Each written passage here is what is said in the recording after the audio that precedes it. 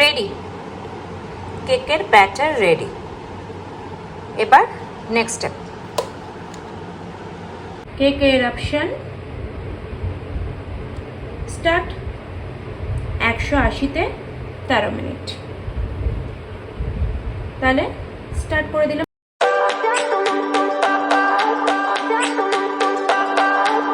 জীবনে সময় বড় অভাব, সময় ছুটে যাচ্ছে, সময়ের বয়স বেড়ে যাচ্ছে। তারও ফাঁকে যখন মাঝে মাঝে একটু অবসর পাই, নিজের পুরনো শখগুলোকে উগলে নিই। যেমন আজকে হাতে অনেকটা সময় পেলাম, শুরু করে দিলাম আমার পুরনো একটা নেশা, কেক তৈরির। এইটা আমি নিউ মার্কেট থেকে কিনি, এক free all time cake mix vanilla flavour.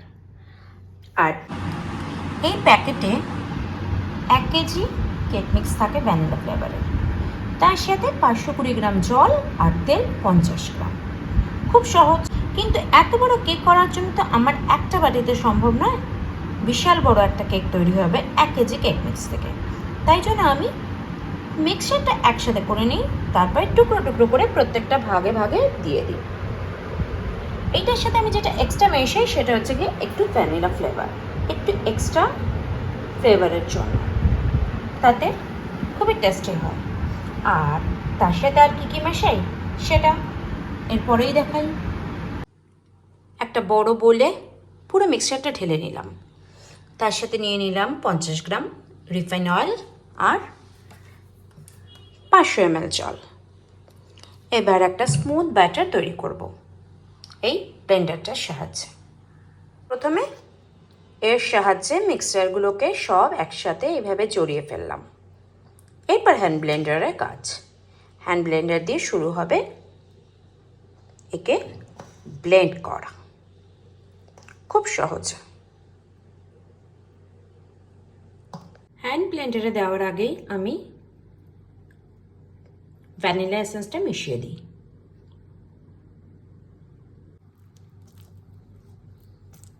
হালকা হাতে একবার নেড়ে নিয়ে এসেন্সটাকে মিশিয়ে ফেললাম। এরপরে হ্যান্ড ব্লেন্ডারের কাজ।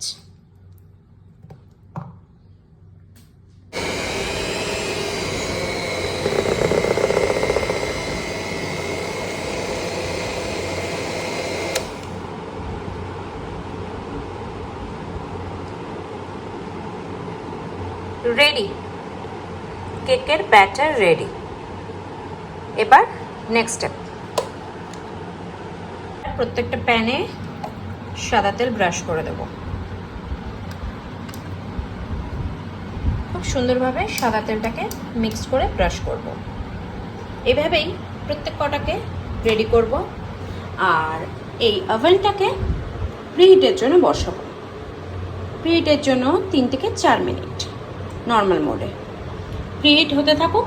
আমি ততক্ষণে ব্যাটারগুলো এই পটে ঢেলে ফেলি। কয়েকটা বাটি আমি রেডি করে ফেলেছি। সবার ছোট মিনিয়েচার কেকটা আমি প্রথম এয়ার ফ্রায়ারে দেব। আর এটা তো সবাই জানেন, একবার ট্যাপ করা উচিত। নিচে আমার দেওয়া আছে পেপারটা, বাটার পেপারটা। এক্সট্রা অয়েলটা তার মধ্যে পড়বে। জাস্ট রাখলাম। স্যার এই এয়ার ফ্রায়ারটায় খুব সহজ, বিভিন্ন মোড দেখানো যায়, দেখা যাচ্ছে। তাতে টেম্পারেচার, টাইমিং দুটোই ফিক্স করা থাকে। এইখানে প্রেস করতে করতে এসে গেল আমার কেকের অপশন। কেকের অপশন স্টার্ট 180-তে 13 মিনিট। তাহলে স্টার্ট করে দিলাম। কয়েক সেকেন্ড বাকি, এবার চেক করে নিই। ওয়াও, কালারটা তো দারুণ।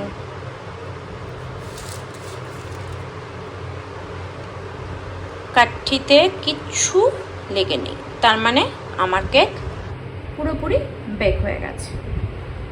একটু গরমে থাক, এরপরে বাকি কেকগুলো রেডি করি। এরপরে যে কেকগুলো হবে সেগুলো প্লেন হবে না। এই মোরব্বা ছাড়া কেক খাওয়াটা ইনকমপ্লিট বলে মনে হয়, তাই মোরব্বাটা অবশ্যই থাকতে হবে একটা কেকের সাথে। আর অন্যগুলো আছে ছুটি ফুটি আর এই চকো চিপস, এইগুলো এই বাকি কেকের মধ্যে ডিস্ট্রিবিউট করা হবে।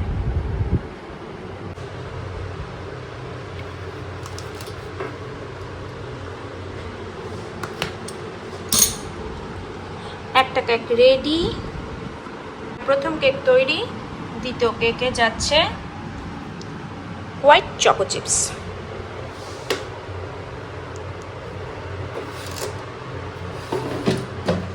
এবারে আর প্রিহিট করতে হবে না, কারণ অলরেডি আমার ওভেন মানে আমার এয়ার ফ্রায়ার গরম আছে। তাহলে নেক্সট আবার সেই মোডে যেতে হবে। কেকে মোডে 13 স্টার্ট করে দিলাম।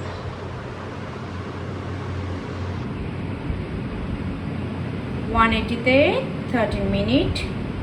দেখা যাক এটার জন্য আরও এক্সট্রা টাইম লাগে কিনা।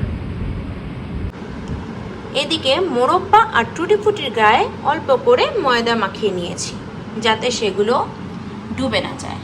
আর চকো চিপসগুলো ওপর থেকেই দিলাম, কিছুটা ডুববে কিছুটা ওপরে মেল্ট হবে, দেখতে একটু ভালো লাগবে। একে একে কেকের টিনগুলোকে সাজিয়ে ফেললাম আর দিয়ে দিলাম এক এক করে এয়ার ফ্রায়ারে। টাইমটা বড় কেকের ক্ষেত্রে একটু বেশি লাগে। 13 মিনিট 180 সেকেন্ডের বদলে 180 সেকেন্ডে আর 3-4 মিনিট দিলেই একটা ডার্ক কালার আসে। যদি কেউ লাইট কালারের কেক ভালোবাসে তাহলে 13 থেকে 15 মিনিটের মধ্যেই কেক রেডি হয়ে যাবে।